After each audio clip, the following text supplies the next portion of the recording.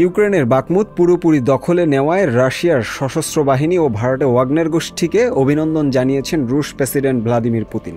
যারা দীর্ঘ লড়াইয়ে ইউক্রেনের গুরুত্বপূর্ণ শহরটির নিয়ন্ত্রণ নিয়েছে তাদের পুরস্কৃত করারও ঘোষণা দিয়েছেন তিনি। এদিকে সোমবার কিয়েভ জানিয়েছে পরিস্থিতি জটিল, তবে এখনও যুদ্ধ অব্যাহত রয়েছে। এর আগে শহরটি এখন থেকে রাশিয়ার বলে দাবি করেন ওয়াগনারের প্রধান ইয়েভজেনি প্রিগোজিন।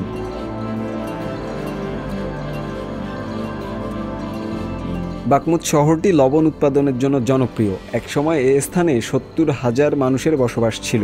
ইউক্রেনে রাশিয়ার সামরিক আগ্রাসন শুরুর পর থেকে বাকমুত অঞ্চলে দীর্ঘ এবং রক্তক্ষয়ী যুদ্ধ সংঘটিত হয়েছে।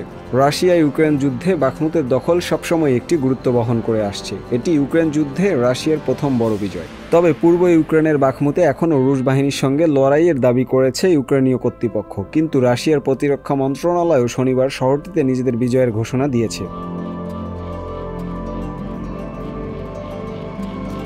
বাখমুতের দখল নিয়ে রাশিয়ার প্রতিরক্ষা মন্ত্রণালয় এক বিবৃতিতে জানিয়েছে, ওয়াগনার অ্যাসল্ট ইউনিটের আক্রমণাত্মক পদক্ষেপের ফলে এবং আর্টিলারি ও সাউদার্ন গ্রুপ অফ ফোর্সের বিমান হামলার মাধ্যমে বাকমুত মুক্তির কাজ সম্পন্ন হয়েছে। ক্রেমলিনের বরাতে রাশিয়ার রাষ্ট্রীয় তাজ নিউজ এজেন্সি জানিয়েছে, বাকমুত মুক্ত করে অভিযান সমাপ্তির ঘোষণায় ওয়াগনার ও রাশিয়ার সশস্ত্র ইউনিটকে অভিনন্দন জানিয়েছে ভ্লাদিমির পুতিন। শুধু তাই নয়, সেখানকার সব যোদ্ধাদের পুরস্কৃত করার ঘোষণা দিয়েছেন তিনি।